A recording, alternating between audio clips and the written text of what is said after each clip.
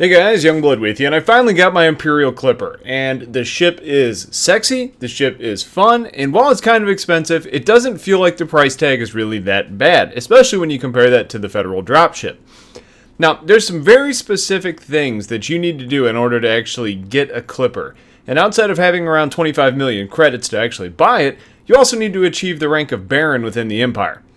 Now, in order to start ranking up, you need to really become friendly with the Empire first. And you can do this by trading in Empire systems, running missions for Empire faction, maybe bounty hunting. It doesn't really matter. I did most of mine through bounty hunting. Now, you're eventually going to become allied with them through, enough work and just doing things on their behalf. Now, when it really comes to ranks, you're going to be able to gain these through what's going to be called your Imperial Ascension missions. Now, these are going to kind of populate and just pop up in your mission list when your reputation is climbed high enough. Now, while your overall faction reputation is important, it seems that it's really a lot more important to increase your reputation with local factions. And what I really found that works best for me was to fly into Empire space, a group of systems that has a ton of Empire stars around there. And always keep an eye on which local groups belong to the Empire, because you're going to want to run missions for those groups and those groups only. Don't waste time taking missions for non-Empire groups. It just doesn't do you any good as far as progressing through your ranks. And then as you're running those missions, you're going to notice that your status bar with them continues to increase. And as that reputation increases, that's when you're going to start seeing those missions pop up for the Imperial Ascension or Naval Ascension. Now, once you've increased your reputation sufficiently within that section, go ahead and move on. Once you get them to a certain point, it's not going to do you any good. So once you get that reputation high, head off to another system. And I said it doesn't do you any good, but you really stall out. And I've read a lot of things about people that have kind of been sitting in place just wondering why they're not getting these next missions or the next opportunity to rank up. It's probably because they were sitting in place.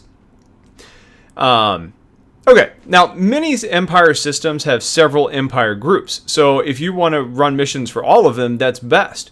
And once you've actually increased your reputation in that section, move on. It doesn't have to be far. Just make sure the new system has, new groups that you haven't run those missions for. Now, there's some notes that I want to kind of share with you and tips that I kind of picked up regarding these missions and ascension opportunities. Assassination missions are good because you earn a good chunk of cash while you're doing it. They are bad, though, because you're fighting anacondas. Now, obviously, fighting an anaconda, you're best suited to doing those missions in something like a viper or a cobra or an asp, or like I did, a vulture. The vulture was actually perfect for this for me because all I needed was 4 cargo space and I was actually doing fine. Now, I would, though, avoid missions that you have to go into a system and try and kill pirates or kill traders or kill bounty hunters. They take forever, and even when you think that a ship should be classified as a trader, they aren't always that way. They're just really a huge pain in the ass, and it's not worth your time. Now, the pirate killing ones are a little bit easier, but it is still time consuming compared to some of the other missions. My personal favorite missions, though, were ones that had me taking communications. It was just information, so you didn't use any cargo space. And then what that would let me do is I could take on a separate mission and haul cargo, basically giving me 2 missions, 2 sets of reputation gain for the price of 1 trip. Now, on top of that, if you can find a good section of space that has you running missions between multiple different Empire systems, you can then earn reputations going both ways. And my favorite place in space to actually make this happen was the new system, NU. And its surrounding systems. There's like 3 of them that are really close. They're all Empire, and they all have and all of their stations are really close to the stars. So it makes actually getting to them really easy. And within those, there's several different groups that are within each one. So, you've got like 2 to 3 different Empire groups within each one of those systems. You're talking about 7, 8, 9 different groups that you can build your reputation with. And then one other thing I almost forgot about. There's going to be certain ranks that you hit that we'll talk about in a second where you're going to be able to get these new system permits that are going to let you go into systems that are basically locked out. And as you progress through the ranks, it's going to say something like, show up to this system and await further communication. Don't go. They don't give you anything. It'll say that there's going to be somebody that's waiting to give you more information or a new mission. It doesn't happen. It's just some weird formality. So don't waste your time, especially if you're nowhere near it, because you're going to just drive yourself crazy. When I got the Achenar permit, I flew all the way to Achenar. I think it was over 100 light years from where I was currently at. I get there, and on top of that, I find out that the closest starport is like 90,000 light seconds away. So it was a huge pain in the ass. So, fair warning, just want to let you guys know. Now, as we kind of go through these ranks, I wanted to say there's a guy named Fenris that put together a really nice list of what it takes to achieve each rank. And I found this a little bit later on in my progression, but I really enjoyed it for later on. So I'm going to put a link to his page in the description. But let's go ahead and run through the ranks up to Baron. And it's worth noting, Baron's not the highest rank in the Empire. That's just where I stopped, because that's the rank you need to achieve in order to actually get the Imperial Clipper, or be eligible to buy the Imperial Clipper, I should say. The first mission is going to be for Outsider. And at this point, they're going to require you to smuggle illegal goods into the station. Now, most often these are going to be combat stabilizers or personal weapons. Either way, I would really suggest having a good trade calculator pulled up in your browser to find these, because they're only going to give you a really small window of time to complete it. So if you take this and you're flying around aimlessly trying to get this stuff, you're not going to have a good time. The second mission is for Surf. And what you're going to need to do here is either bring food or medicines to the station where you accepted this mission from. This one gives you substantially more time, but I still wouldn't dilly-dally, especially if something pops up that forces you to step away from your computer. Third rank is going to be Master, and this one's another delivery job, most likely bringing food again, but I think mine was actually the other option that Fenris mentioned, and that was delivering secret documents.